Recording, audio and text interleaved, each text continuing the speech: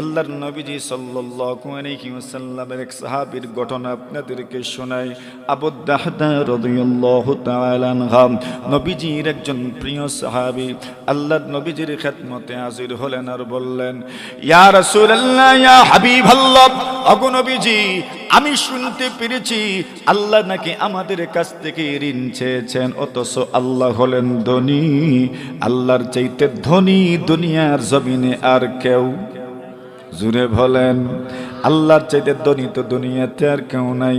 আল্লাহর নবীর সাহাবী বলেন, এত ধনী হওয়ার পরেও আল্লাহ আমাদের কাছ থেকে নাকি ঋণ চেয়েছেন। প্রথমে জানতে চাই বিষয়টা কি সত্য, সত্যি কি আল্লাহ আমাদের কাছে ঋণ চেয়েছেন? আল্লাহর নবীজি বলেন, হ্যাঁ, আল্লাহ তাআলা আমাদের কাছ থেকে ঋণ চেয়েছেন। সুবহানাল্লাহ।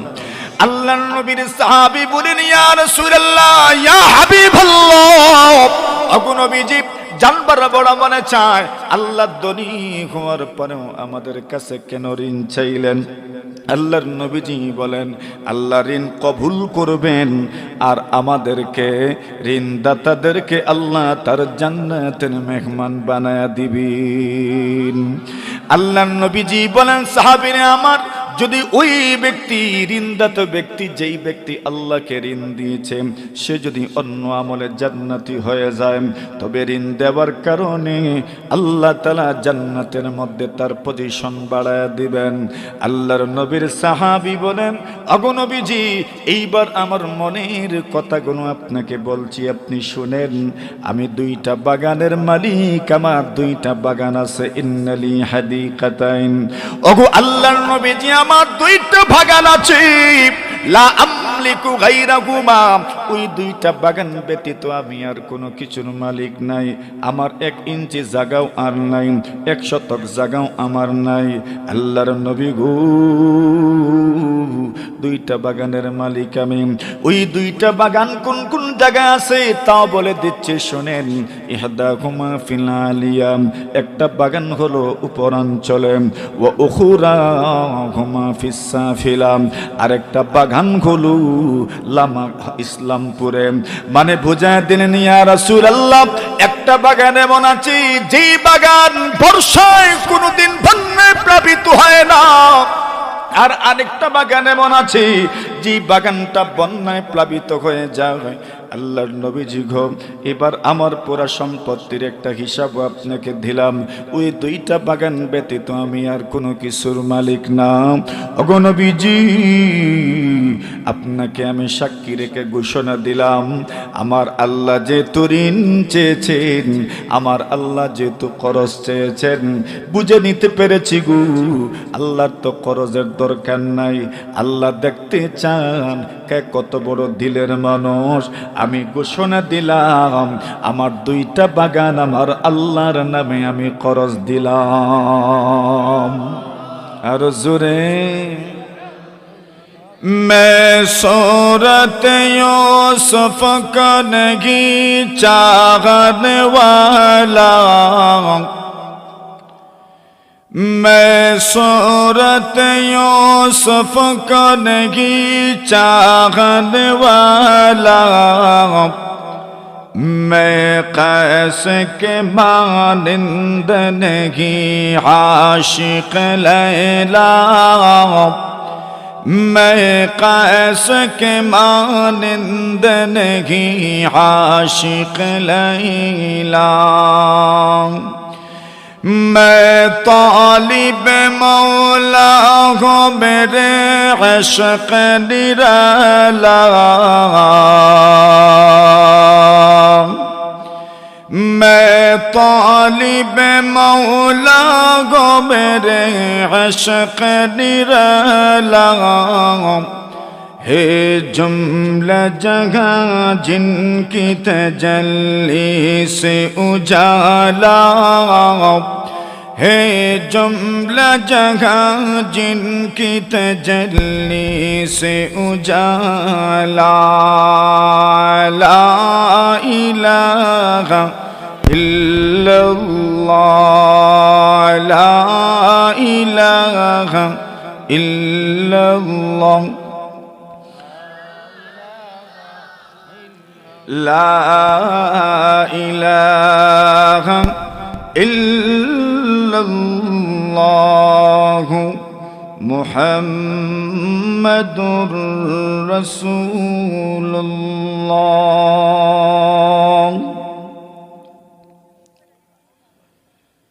ঐতিহ্যবাহী ইসলামপুর তালিমুল কোরআন নুরানি মাদ্রাসার উদ্যোগে আয়োজিত অধ্যক্ষার ওয়াজ ও দোয়া মাহফিলের সম্মানিত সভাপতি মুআজ্জাজ মুকাররম হযরত উলামায়ে কেরাম, মুরব্বিয়ান সাহেবান, যুবক ভাইয়েরা, পর্দার আড়ালে অবস্থানরত অত্যন্ত শ্রদ্ধেয়া সম্মানিতা মা ও বোনেরা, আল্লাহ পাক রব্বুল আলামিনের অসংখ্য অগণিত শুকরিয়া আদায় করছি, যিনি আজকের এই মহতি মাহফিলের সমাপনী অধিবেশনে আপনাকে আমাকে অত্যন্ত মহব্বত, ভালোবাসা, আন্তরিকতা, শ্রদ্ধা, গাম্ভীর্যতা নিয়ে আজকের এই মাহফিলে অত্যন্ত সুশৃঙ্খল পরিবেশে বসার তৌফিক দান করেছেন।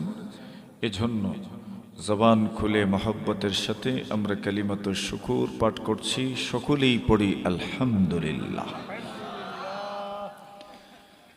আমি আপনাদের সামনে মহাগ্রন্থ আল কোরআন থেকে সামান্য তিলাওয়াত করেছি। আল্লাহ পাক পৃথিবীর সকল মানুষকে সম্বোধন করে জানতে চাচ্ছেন, মান যাল্লাযী ইউকরিদুল্লাহা কারদান হাসানা। আল্লাহ আপনাকে আমাকে সকলকে জিজ্ঞাসা করছেন, মান যাল্লাযী ইউকরিদুল্লাহা কারদান হাসানা, কে আছো আল্লাহকে ঋণ দিবে, কে আছো আল্লাহকে করজ দিবেন। এটা আল্লাহ জিজ্ঞাসা করছেন আপনাকে আমাকে। আমি তো আল্লাহকে ঋণ দেওয়ার জন্য প্রস্তুত আছি, আপনারা কারা কারা আছেন? জোরে হাত তুলেন না, দেখি না আমরা। মাশাআল্লাহ। আচ্ছা, আল্লাহ ঋণ চাইছেন, দিবেন না মতেন না আপনারা?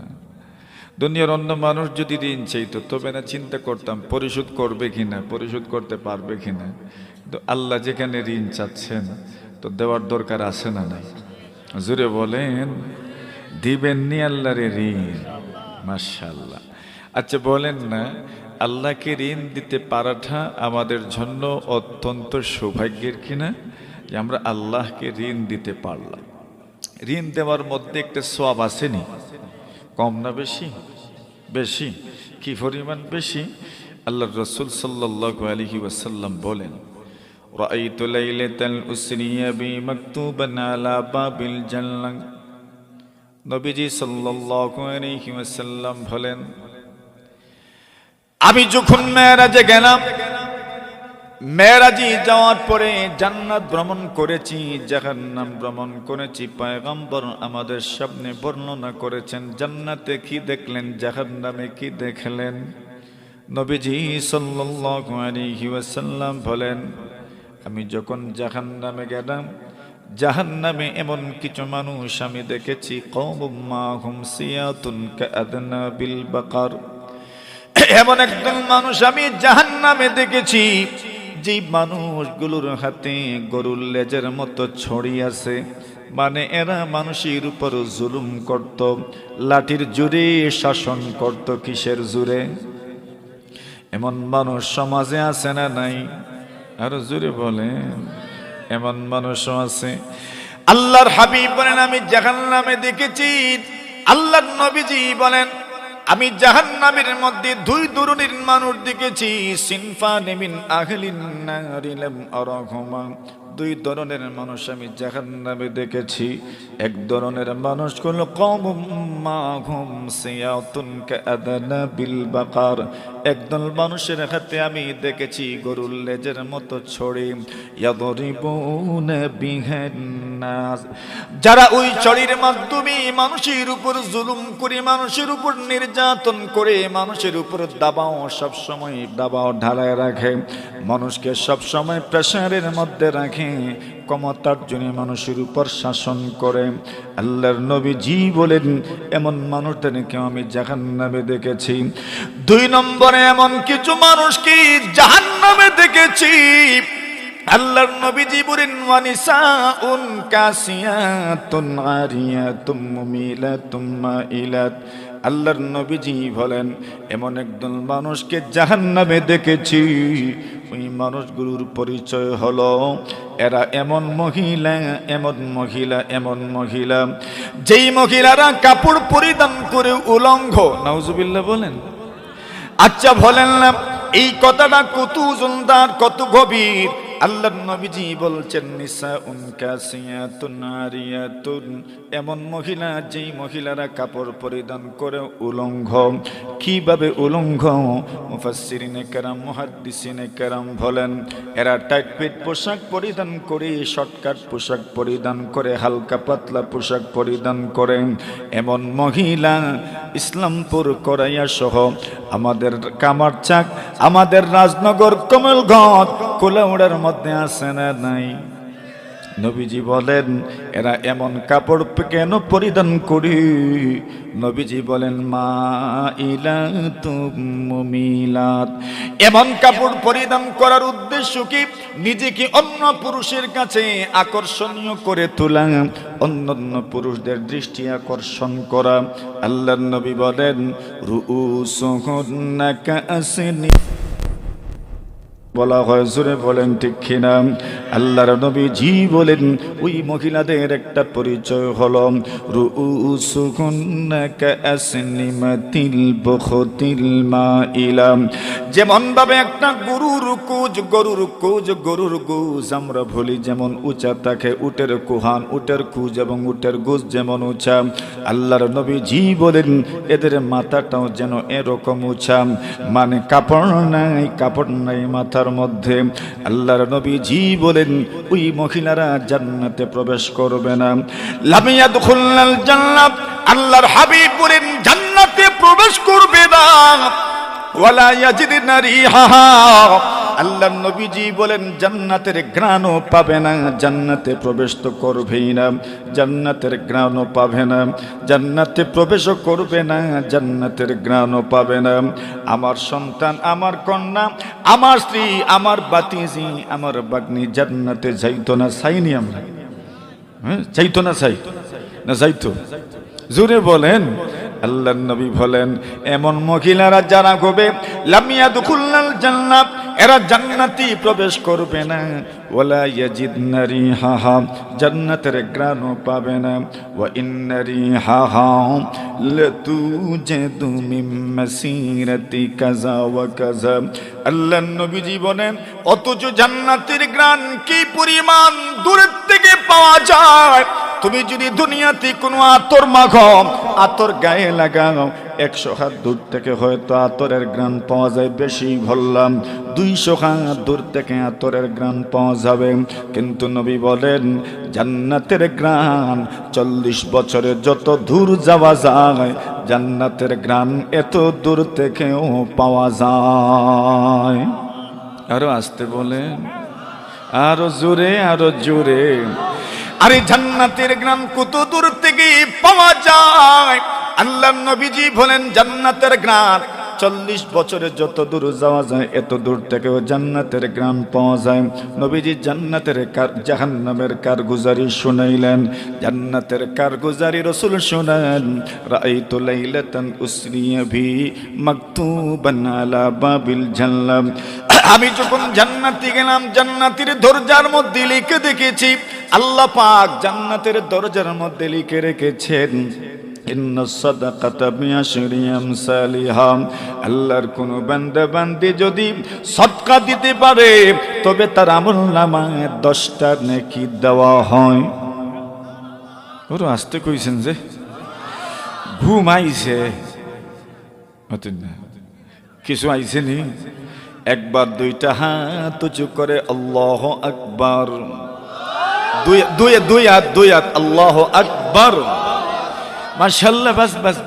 আল্লাহর হাবিব বলেন আমি জান্নাতের দরজার মধ্যে লিখে দেখেছি আল্লাহ পাক জান্নাতের দরজার মধ্যে লিখে রেখেছেন ইন্নাস সাদাকাতা বিআশরি আমসালিহা, সদকা দিলে 10টা নেকি দেওয়া হয়। সুবহানাল্লাহ, আস্তে না জোরে। এরপরে বলেন ওয়া ইন্নাল কারদা বিথামানিয়াতা আশার, আল্লাহর নবী বলেন কোন মানুষ যদি ঋণ দিতে পারে খরচ দিতে পারে, তার আমল নামায় 18টা নেকি দান করা হয়। কতটা? আল্লাহর নবীজি বলেন জিবরিল আমিন, সদকা দিলে তো জীবনও ফেরত আনা যায় না, সদকা দিলে তো কেউ ফেরত আনে না। আজ পর্যন্ত কোনো মানুষ সদকা দিল আর ফেরত আনলো এমন আসেনি। কেউ সদকা দিছে ফেরত কেউ আনে নাই, আল্লাহ তাআলা তাকে বাড়ায়া দেন। আল্লাহর নবীজি বলেন জিবরিল, সদকা দিলে তো ফেরত আনা যায় না, গেল যে গেল আর জীবনও ফেরত আনা যায় না। কিন্তু যদি কেউ ঋণ দিলে তো যত দিনের জন্য ঋণ দিয়েছি এরপরে তো ঋণ উসুল করতে পারে, ফেরত আনে। কেউ যদি সময় মতো দেয়ও না, তবে কমপক্ষে 1 মাস পরে তো দেয়। আচ্ছা 1 মাস পরেও যদি দেয় না, 1 বছর পরেও তো মিলে, 1 বছর পরেও যদি মিলে না, 2 বছর পরেও তো পাওয়া যায়। জোরে বলেন ঠিক কিনা?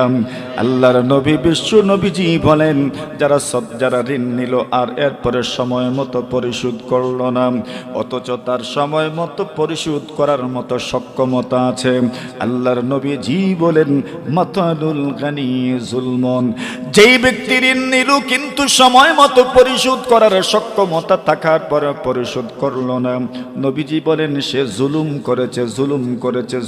করেছে। নাউজুবিল্লাহ বলেন, সময় মতো পরিশোধ করতে পারত কিন্তু করলো না, জুলুম করলো।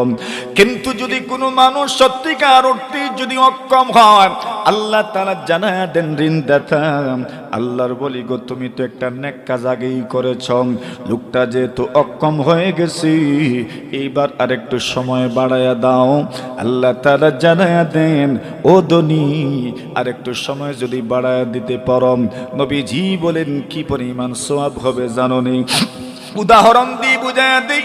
আল্লাহর নবীজি হাদিস শরীফের মধ্যে বলেন কোন মানুষ যদি কাউকে ঋণ দেয়, মনে করেন 1000 টাকা আপনি ঋণ দিলেন, ঋণ দেওয়ার সময় চুক্তি হয়েছে 1 মাস পরে আপনার 1000 টাকা ফেরত দিবে, পরিশোধ করবে। আল্লাহর নবীজি বলেন উম্মত তুমি যে 1000 টাকা ঋণ দিয়েছো, 1 মাস সময় নিয়ে ঋণ দিয়েছো, আল্লাহর নবীজি বলেন 1 মাসের প্রতিটা দিন আল্লাহর রাস্তায় 1000 টাকা সদকা করার সওয়াব আল্লাহ আপনাকে দিবেন। আল্লাহর নবীজি বলেন উম্মত তুমি যদি তার উপর দরদি হয়ে, তার উপর যদি দরদ করি, তার উপর যদি তুমি রহম করে, তার উপর যদি তুমি মায়া করে যদি সময় বর্ধিত করে দাও, সময় যদি বাড়ায়া দাও, আল্লাহর নবীজি বলেন তবে যতদিন সময় বাড়ায়া দিবেন প্রত্যেকটা দিন 2000 করে সদকা করার সওয়াব আল্লাহ আপনার আমলনামায় দিবেন। জোরে বলেন। এইবার বলেন আল্লাহ পাক আমাদের কাছ থেকে ঋণ চেয়েছেন, এখন বলেন ঋণের সওয়াবের কথা তো শুনলাম, ঋণ দিবেননি? জোরে জোরে জোরে জোরে ইনশাআল্লাহ ইনশাআল্লাহ ইনশাআল্লাহ। আল্লাহ তাআলা যখন এই আয়াত নাজিল করেছেন, আল্লাহর নবীজি সাল্লাল্লাহু আলাইহি ওয়াসাল্লামের এক সাহাবীর ঘটনা আপনাদেরকে শোনাই। আবু দাহদা রাদিয়াল্লাহু তাআলা আনহু নবীজির একজন প্রিয় সাহাবী, আল্লাহর নবীজির খেদমতে হাজির হলেন আর বললেন ইয়া রাসূলুল্লাহ ইয়া হাবিবাল্লাহ, ওগো নবীজি আমি শুনতে পেরেছি আল্লাহ নাকি আমাদের কাছ থেকে ঋণ চেয়েছেন, অথচ আল্লাহ হলেন ধনী, আল্লাহর চাইতে ধনী দুনিয়ার জমিনে আর কেউ? জুড়ে বলেন আল্লাহর চাইতে ধনী তো দুনিয়াতে আর কেউ নাই। আল্লাহর নবীর সাহাবী বলেন এত ধনী হওয়ার পরেও আল্লাহ আমাদের কাছ থেকে নাকি ঋণ চেয়েছেন। প্রথমে জানতে চাই বিষয়টা কি সত্য, সত্যি কি আল্লাহ আমাদের কাছে ঋণ চেয়েছেন? আল্লাহর নবীজি বলেন হ্যাঁ, আল্লাহ তাআলা আমাদের কাছ থেকে ঋণ চেয়েছেন। সুবহানাল্লাহ। আল্লাহর নবীর সাহাবী বলেন ইয়া রাসূলুল্লাহ ইয়া হাবিবাল্লাহ, ওগো নবীজি জানবার বড় মনে চায় আল্লাহ ধনী হওয়ার পরেও আমাদের কাছে কেন ঋণ চাইলেন? আল্লাহর নবীজি বলেন আল্লাহ ঋণ কবুল করবেন আর আমাদেরকে ঋণদাতাদেরকে আল্লাহ তার জান্নাতের মেহমান বানায়া দিবেন। আল্লাহর নবীজি বলেন সাহাবীরা আমার, যদি ওই ব্যক্তি ঋণদাতা ব্যক্তি, যেই ব্যক্তি আল্লাহকে ঋণ দিয়েছে, সে যদি অন্য আমলে জান্নাতি হয়ে যায়, তবে ঋণ দেওয়ার কারণে আল্লাহ তাআলা জান্নাতের মধ্যে তার পজিশন বাড়ায় দিবেন। আল্লাহর নবীর সাহাবী বলেন, ওগো নবীজি, এইবার আমার মনের কথাগুলো আপনাকে বলছি, আপনি শুনেন। আমি দুইটা বাগানের মালিক, আমার দুইটা বাগান আছে। ইন্নালি হাদিকাতাইন, ওগো আল্লাহর নবীজি, আমার দুইটা বাগান আছে। লা আমলিকু গায়রাহুমা, ওই দুইটা বাগান ব্যতীত আমি আর কোনো কিছুর মালিক নাই। আমার 1 ইঞ্চি জায়গাও আর নাই, 1 শতক জায়গাও আমার নাই। আল্লাহর নবী গো, দুইটা বাগানের মালিক আমি। ওই দুইটা বাগান কোন কোন জায়গায় আছে তাও বলে দিচ্ছে, শোনেন। ইহদাহুমা ফিল আলিয়া, একটা বাগান হলো উপরাঞ্চলে, ওয়া উখরাহুমা ফিস সাফিলা, আরেকটা বাগান হলো লামা ইসলামপুরে।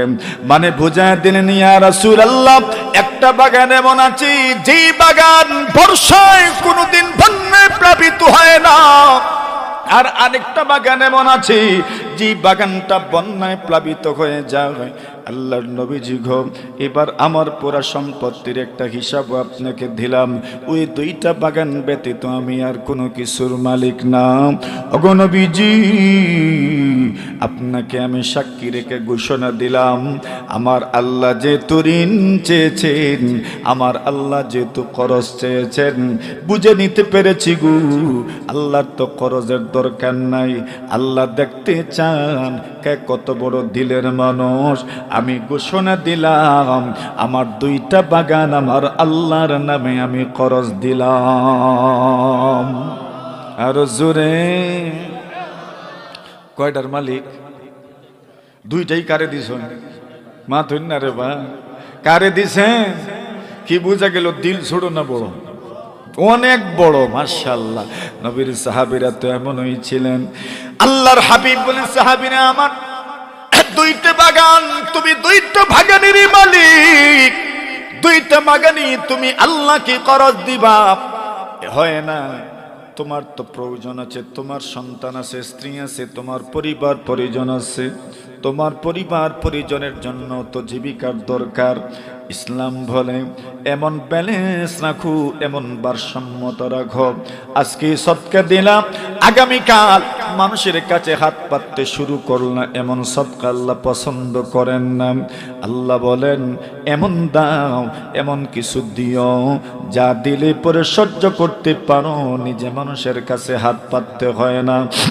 আল্লাহর নবীজি সাল্লাল্লাহু আলাইহি ওয়াসাল্লাম বলেন, সাহাবীরা আমার, ইজআল ইহদাকুমা কারদান লিল্লাহ, একটা বাগান তুমি আল্লাহকে খরচ দিয়ে দাও। ওয়াজাল উখরাকুমা মাইশাতান লাকা ওয়া লি আহলিকা ওয়া লি ইয়ালিক, আরেকটা বাগান তুমি তোমার জন্য, তোমার পরিবার পরিজনের জন্য, সন্তানাদের জন্য, তোমার জন্য যেন জীবিকার ব্যবস্থা হয়ে যায়, এই জন্য তুমি রেখে দাও। জোরে বলেন সুবহানাল্লাহ। আল্লাহর নবীজির পরামর্শ শুনলেন আর বলেন, ওগো নবীজি, আপনি পরামর্শ দিয়েছেন দুটো বাগান আল্লাহর রাস্তায় খরচ না দেওয়ার জন্য, একটা বাগান খরচ দেওয়ার জন্য বলেছেন। নবীজি গো, আপনাকে আরেকটা কথা জানায়া দেই, আরেকটা ইনফরমেশন আপনাকে দিই। আমার যে দুইটা বাগান, এই দুইটা বাগানের মধ্যে একটা বাগান এমন যে বাগানের মধ্যে 600 খেজুর গাছ আছে। আরো জোরে, আরো জোরে। যারা আরব আছেন তারা তো জানেন এক একটা খেজুর গাছের কি পরিমাণ মূল্য, এক একটা খেজুর গাছ থেকে কি পরিমাণ আয় হয়, এক একটা খেজুর গাছকে খেজুর ধরার পর্যায়ে নিয়ে যেতে কি পরিমাণ ব্যয় করতে হয়। 10টা বছর চলে যায়, 12 বছর 15 বছর চলে যায়, এরপরে গাছে গিয়ে খেজুর ধরে, এর আগে খেজুর ধরে না।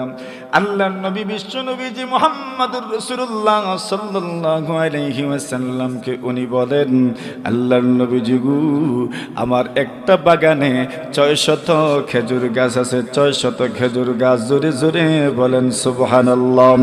ওগো আল্লাহর হাবিব, আমি আপনাকে সাক্ষী রেখে ঘোষণা দিলাম, আমার যে বাগানে 600 খেজুর গাছ আছে, ওই 600 খেজুর গাছওয়ালা বাগান আমি আল্লাহর নামে এই মুহূর্তে আপনাকে সাক্ষী রেখে করজ দিয়ে দিলাম।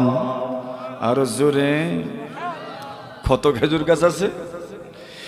এইবার আল্লাহর নবীর সাহাবী বলেন, ইয়া রাসূলুল্লাহ, ইয়া হাবিবাল্লাহ, আল্লাহর নবীজি গো, আমার বাগানে তো আমার স্ত্রী, আমার সন্তানেরা আছেন। আরবের মানুষ, এরা যখন খেজুর পাকার সময় চলে আসে, এরা খেজুর খাবার জন্য নিজে বাগানে চলে যায়, স্ত্রী সন্তান নিয়ে বাগানে চলে যায়। বনভোজন হয়ে গেল, পিকনিকও হয়ে গেল, পর্যটনও হয়ে গেল, ঘোরাঘুরিও হয়ে গেল। মাঝে মধ্যে আমাদেরও তো মনে চায় গাছের থেকে পেড়ে পেড়ে আম খাওয়ার স্বাদ আলাদা। জুড়ে বলেন ঠিক কিনা? আম কেটে দিলে ওইটা খাবার স্বাদ একরকম, আর মুখ দিয়া সুলাইয়া খাবার স্বাদ আরেক জাতর স্বাদ। জুড়ে বলেন ঠিক কিনা? এজন্য মুখ দিয়া সুলাইয়া যদি খাওয়া যায়, এর মধ্যে মজা বেশি লাগে। টুকরা টুকরা করে দিলেও মজা লাগে ঠিক, কিন্তু ছোটবেলায় যেভাবে মুখ দিয়া সুলাইয়া খাইতে মজা লাগতো, এখনো মুখ দিয়া সুলাইয়া যদি খাওয়া যায় তবে মজা লাগে। জুড়ে বলেন ঠিক কিনা? আল্লাহর ওলি গাছের থেকে পেড়ে পেড়ে খাওয়া, এর মধ্যে অন্যরকম একটা অনুভূতি আছে। আল্লাহর নবীজি সাল্লাল্লাহু আলাইহি ওয়াসাল্লামের সাহাবী বলেন, ইয়া রাসূলুল্লাহ, আমার স্ত্রী সন্তান বাগানের ভিতরে আল্লাহকে তো করজ দিয়ে দিলাম, করজ দিয়ে দেওয়ার পরে আমার বাগান থেকে যদি আমার সন্তান আমার স্ত্রীরা খায়, তবে আল্লাহকে দেওয়া করজ দেওয়া বাগান থেকে তারা খাইল, তাদের জন্য তা উচিত হবে না। এই জন্য আমি একটু বাগানে যাই, এদেরকে বাগান থেকে বের করে নিয়ে আসি। আল্লাহর নবীজি বললেন, যাও। উনি বাগানে গেলেন, দূর থেকেই স্ত্রীকে সম্বোধন করে বলছেন, প্রিয়তমা গো, তুমি তো বাগানের ভিতরে আসো, তুমি বাগান থেকে বের হয়ে যাও, বাগান থেকে তুমি বের হয়ে যাও। কেন জানো নি গো, ওই বাগানটা এই মুহূর্তে আমি আমার আল্লাহর নামে করজ দিয়ে এসেছি। হাদাকে রব্বি সুবুলার রাশাদি ইলা সাবিলিল খাইরি ওয়াসসাদাদি বিনি মিনাল হাইতি বিল বিদাদি ফাকাদ মাযা মিন্না কারদান ইলা তানাদি আকরাদতুল্লাহ আলা তিমাদি بالطوع لا من ولا ارتداد إلا رجاء الضعف في المعاد فارتحلي بالنفس والأولاد البر لا شك فخير زادي قدمه المرء إلى المعاد আল্লাহর বান্দা দূর থেকে ডাক দিলেন, আরবিতে কবিতা আবৃত্তি করলেন, স্ত্রীকে বললেন, প্রিয়তমা গো আমার, আল্লাহ যেন তোমাকে সঠিক পথের দিশা দেন, তুমি যেন সঠিক পথে পরিচালিত হতে পারো। বাগান থেকে স্বতঃস্ফূর্ত বের হয়ে যাও, বাগান তো আল্লাহর নামে করজ দিয়েছি। আল্লাহকে কেন করজ দিলাম? দুনিয়ার কোনো মানুষের প্ররোচনায় নয়, দুনিয়ার কোনো মানুষের চাপে নয়, স্বতঃস্ফূর্তভাবে করজ দিয়েছি। কেন দিয়েছি জানোনি? পরকালে যেন হাজার হাজার কোটি কোটি গুণ বেশি পাই। সুবহানাল্লাহ বলেন। এখন বলেন, উনি করজ দিয়েছেন আল্লাহর স্ত্রীকে, বললেন, স্ত্রীও মাশাআল্লাহ যেমন স্বামী এমন স্ত্রী। স্ত্রী বলেন, সন্তানদেরকে বাগান থেকে বের করে নিয়ে আসেন, সন্তানদের মুখেও খেজুর, হাতেও খেজুর, 2 হাত ভরা খেজুরে উনি খেজুরগুলো হাত থেকে ফেলে দেন আর বলেন, আরে বাগান তোমাদের আব্বা আল্লাহকে করজ দিয়েছেন, ওই বাগানের খেজুর আর খাওয়া যাবে না, খেজুর ফেলে দাও। আর স্বামীকে সম্বোধন করে বলেন, স্বামী আমার, আজ পর্যন্ত যত লেনদেন করছেন, আজকের লেনদেনের চাইতে লাভজনক কোনো লেনদেন হয় নাই। আরো জোরে বলেন। ওনারা বের হয়ে গেলেন। উনিও রাসূলুল্লাহ সাল্লাল্লাহু আলাইহি ওয়াসাল্লামের খেদমতের উদ্দেশ্যে রওনা হয়ে গেলেন। আল্লাহর নবীজির সামনে গেলেন। ওই সময় আল্লাহর ফেরেশতা জিবরিল আমিন আলাইহিস সালাতু ওয়াসসালামের আগে এসে জানায়া দিলেন, নবীজি গো, আবু দাহদাহ একটা বাগান আল্লাহকে করজ দিয়েছে, আর আল্লাহ তার জন্য জান্নাতের মধ্যে হাজার হাজার বাগান আল্লাহ তৈরি করে রেখেছেন। এই জন্য আল্লাহ বলেন, মান যাল্লাযী ইউকরিদুল্লাহ করদান হাসানা, কে আছো আল্লাহকে করজ দিবা, করজে হাসানা দিবা। যদি আল্লাহকে করজ দিতে পারেন, আল্লাহ জানায় দেন ফায়ুযাইফাহু লাহু আযআফান কাসীরা। আল্লাহ কত পার্সেন্ট বেশি দিবেন কেউ জানে না, কেউ জানে না, কেউ জানে না। ঋণ যদি দুনিয়াতে কারো কাছ থেকে আনো, তবে তো ঋণ আনলে পরে মাঝে মধ্যে সুদও দেওয়া লাগে। সুদখোর যারা আছে এদেরকে তো সুদ দেওয়া লাগে। কত পার্সেন্ট দিবেন? মাসে কোনো সময় 200 দিতে হয়, বছরে 2000 দিতে হয়, 2500 টাকা দিতে হয়। আল্লাহ বলেন, আমারে ঋণ দে, আমারে ঋণ দে। আমি আল্লাহ কত দিব, কত দিব, কত দিব তুমি জানো না। তোমার ক্যালকুলেশনে আসবে না, তোমার ক্যালকুলেটরে ধরবে না। কোটি কোটি কোটি গুণ বেশি আমি তোমাকে ফিরায়া দিব। সুবহানাল্লাহ। আল্লাহ বলেন, মনে মনে ভাবতে পারো, কেমনে পারবো? আল্লাহ বলেন, ওয়াল্লাহু ইয়াকবিদু ওয়া ইয়াবসুত, সংকুচিত করেন আল্লাহ, প্রসারিত করেন আল্লাহ। আল্লাহ বলেন, মনে মনে ভাবতে পারো রে বান্দা, আমাকে যে ঋণ দিবা ধরতে পাইবানি, ছুঁইতে পাইবানি। ব্যাংক থেকে ব্যাংক যদি আপনাকে ঋণ দেয়, কত এভিডেন্স রাখে, কত দলিল পত্র রাখে। আপনি আল্লাহকে ঋণ দিবেন, আল্লাহ তাআলার ঋণ আপনি ফিরায় আনতে পারবেন কিনা? আল্লাহ বলেন, ওয়া ইলাইহি তুরজাউন, প্রতিটি মানুষকে আমার দিকে ফিরে আসতে হবে, সকলকে আমার দিকে আসতে হবে। আপনারা আমার কাছে আসবেন, আইসা দেখেন আমি আল্লাহ কত পার্সেন্ট বাড়ায়া দিব, কোটি কোটি গুণ বেশি আমি আল্লাহ আপনাদেরকে ফেরায়া দিব। সুবহানাল্লাহ। এখন বলেন, আল্লাহকে ঋণ দিবেন নি? বলেন, হাত তুলেন না দেখি, তুলেন, সবগুলো হাত উঠান না দেখি না। নারে তাকবীর। এখন হাত নামায়েন না, একটু কষ্ট করে রাখেন। আপনাদের সামনে ইসলামপুর তালিমুল কোরআন নুরানি মাদ্রাসা আছে, ওই মাদ্রাসায় ঋণ দিবেন, আল্লাহ কোটি কোটি গুণ বেশি আপনাকে ফেরায় দিবেন। কে আছেন প্রথমে নামটা বলবেন? হুজুর আমি